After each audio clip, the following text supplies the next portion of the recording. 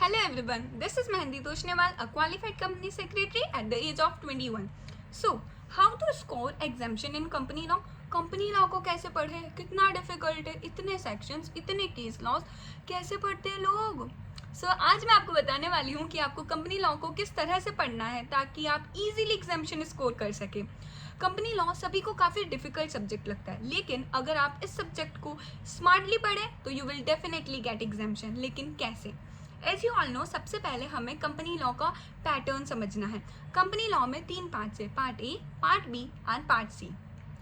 Part A में काफ़ी chapters है लेकिन उसका जो वेटेज है वो कम है। पार्ट बी में 6 चैप्टर्स है लेकिन उसका वेटेज काफ़ी अच्छा है। पार्ट सी में 3 चैप्टर्स है एंड उसका वेटेज है 20 to 30 मार्क्स का। तो हमें कैसे पढ़ना है? हमें स्मार्टली पढ़ना है। एक बार जब आपका कोर्स कंप्लीट हो जाए, जब आपके कोचिंग इंस्टीट्यूट में या फिर आपकी सेल्फ स्टडी ख़त्म हो जाए, तो भी आपको स्टार्ट कहाँ से करना है? आपको स्टार्ट करना है पार्ट बी से। पार्ट बी में इतना अच्छी तरह से आपको ग्रिप ले लेना है कि आप इजीली पास तो हो ही जाओ।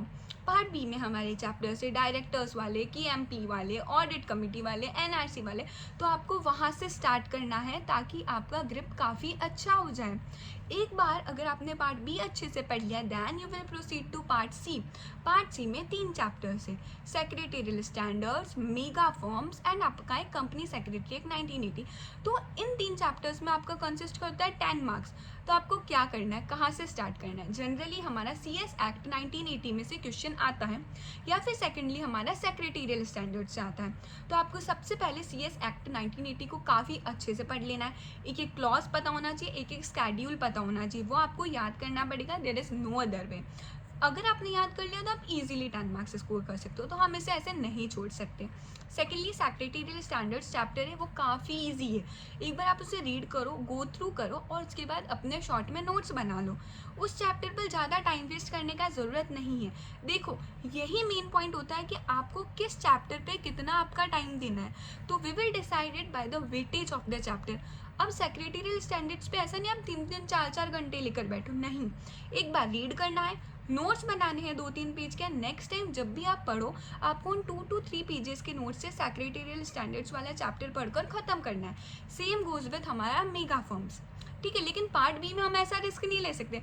पार्ट बी में आपको हर एक चीज़ को मॉड्यूल से पढ़ना है। आई विल सजेस्ट कि पार्ट बी को आप काफ़ी अच्छे से डीप में जाके मॉड्यूल से पढ़ो, एक एक केस स्टडी सॉल्व करो और उसके बाद आप अपने खुद के नोट्स बनाओ, ठीक है। नोट्स आपको हमेशा बनाने हैं, वो आपके लिए ईजी रहेंगे। फ्लो चार्ट्स बनाओ, मार्किंग करो क्या क्या इंपॉर्टेंट है, लेकिन मॉड्यूल से पढ़ो। पार्ट ए में क्या आता है? पार्ट ए में हमारे काफ़ी लेंदी चैप्टर्स हैं। तो पार्ट ए में भी लेकिन कुछ कुछ ऐसे चैप्टर्स हैं जिसका वेटेज अच्छा है। फॉर एग्जांपल आपका शेयर एंड शेयर कैपिटल वाला चैप्टर हो गया, उसमें काफ़ी अच्छा वेटेज है। फिर हमारे कुछ चैप्टर्स काफ़ी ईजी है, जैसे कि डिपॉजिट्स हो गया, डिबेंचर्स चैप्टर हो गया, चार्जेस हो गया। अब इन चैप्टर्स में कुछ नहीं है। इंट्रोडक्शन वाला चैप्टर हो गया, कंपनीज वाला चैप्टर हो गया। अगर आपने अच्छे से पढ़ लिया तो काफ़ी इजी हो जाता है। फॉर एग्जांपल कुछ कुछ तो ऐसे चैप्टर्स है जो इजी है और स्कोरिंग भी है। लोन्स, बोरोइंग्स, गारंटीज, इन्वेस्टमेंट वाला चैप्टर आपका एक है। तो इन चैप्टर्स को आपको ज़्यादा टाइम नहीं देना है, इनमें भी आपको अपने खुद के सेल्फ मेड नोट्स बनाने हैं और उसी से पढ़ना है। शेयर एंड शेयर कैपिटल को आई विल सजेस्ट, वो काफ़ी वास्ट चैप्टर है तो उसे काफ़ी ध्यान से पढ़ो आप लोग एंड फिर आपके नोट्स बनाओ। एनुअल रिपोर्ट वाले चैप्टर को अच्छे से पढ़ना है। बेसिकली हर एक चैप्टर में आपकी अंडरस्टैंडिंग एंड आपकी कंसेप्चुअल क्लैरिटी काफ़ी मैटर करती। तो आपकी कंसेप्ट्स अगर क्लियर होंगी तो आप नोट्स ईजिली बना पाएंगे and you will learn from notes. At the end आपको हर चीज़ को रिमेंबर करना ही पड़ेगा। हम कितना भी कह ले कि कंसेप्चुअल क्लैरिटी है, याद नहीं करना, बट हमें याद करके लिखना होता है, हमें प्रेजेंट करना होता है आंसर्स को। तो उसके लिए आपको क्या करना पड़ेगा? आपके नोट्स ईजी होने चाहिए। मुझे एनुअल रिपोर्ट पे अगर कोई डायरेक्ट क्वेश्चन आता है तो मुझे 5 पॉइंट्स पता होने चाहिए मैं कौन से 5 पॉइंट्स एग्जाम में लिखने वाली हूँ। अगर कोई केस स्टडी आती है तो आपकी कंसेप्चुअल क्लैरिटी क्लियर होनी चाहिए। कोई लिमिट्स आती है तो आपको लिमिट्स याद होनी चाहिए। अब आती है बात कि सेक्शंस का क्या करें? सेक्शंस याद करना है या नहीं करना है? नहीं करिए तो चलेगा क्या? ये क्वेश्चंस काफ़ी हमारे दिमाग में आता है, इतने सारे सेक्शंस है, कैसे याद होंगे? हर एक सेक्शन याद करना है क्या? तो आज मैं आपको इसका आंसर देने वाली हूँ। देखो, अगर आप सेक्शंस याद करते हो तो आपको एक एक्स्ट्रा एज मिलता है ओवर योर अदर कॉम्पिटिटर। मैं ये नहीं कहूँगी कि कंपलसरी, बट एक एक्स्ट्रा एज मिलता है। लेकिन सेक्शंस कैसे याद करें और इतने सारे पार्ट ए बी सी, तो उसके लिए मैं एक आइडिया बताती हूँ आपको। आपको सिर्फ और सिर्फ ट्राई करना है कि पार्ट बी के सारे चैप्टर्स में से सेक्शन याद करो। फॉर एग्जाम्पल डायरेक्टर का कौन सा सेक्शन है, KMP का कौन सा है, सेक्रेटेरियल ऑडिट का कौन सा है, आपको सारे ये वाले सेक्शंस याद करने ही पड़ेंगे। इसका कोई ऑप्शन नहीं है आपके पास, क्योंकि पार्ट बी को हमें इतना अच्छा कर लेना है ना कि आपका पासिंग मार्क्स हो जाएगा पार्ट बी और पार्ट सी से, ठीक है। फिर हम पार्ट ए में आएंगे, इसलिए तुम लोग पार्ट बी में कोई रिस्क नहीं लेने का बाबा, ओके। तो आपको पार्ट बी में सारे सेक्शंस याद करने हैं, लेकिन सेक्शंस को कैसे याद किया जाए, तो मैं आपको बताती हूँ कि आपको क्या करना है। जब आप चैप्टर पढ़ो तो आपको लाइन वाइज एक लिस्ट बनानी है। सेक्शन 149 ये कहता है, सेक्शन 152 ये वाला डायरेक्टर कहता है, सेक्शन 204 ये कहता है। आपको एक लिस्ट बना देनी है सारे इंपॉर्टेंट सेक्शंस की, 95% जो भी इंपॉर्टेंट सेक्शन है आपको लिस्ट बना देनी है। लिस्ट बनाई आपने, अब क्या, अब आपका मेन टास्क शुरू होता है कि लिस्ट बनाने के बाद आपको उसे पढ़ना है। सुबह उठते से ही एंड रात को सोने से पहले कुछ नहीं करना है, just go through the list कि ये डायरेक्टर्स है, ये सेक्शन है, सिर्फ आपको गो थ्रू करना है।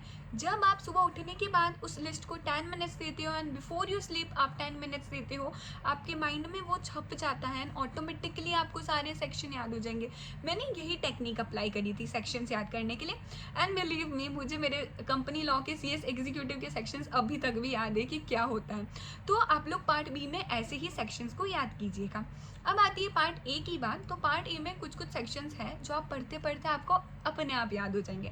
पार्ट सी में तो कोई सेक्शन ही नहीं है, लेकिन पार्ट ए में है डिपॉजिट्स का, चार्जेस के फॉर्म्स, शेयर कैपिटल का, तो आपको खुद याद हो जाएगा। आपको पता भी नहीं चलेगा, जब आप पढ़ोगे ना आपको लिमिट्स याद हो जाएगी, आपको सेक्शंस याद हो जाएंगे। तो पार्ट ए के सेक्शंस के लिए इतना बॉदर करने की जरूरत नहीं, but yes do bother for part B sections, क्योंकि पार्ट बी काफ़ी इंपॉर्टेंट है, ठीक है।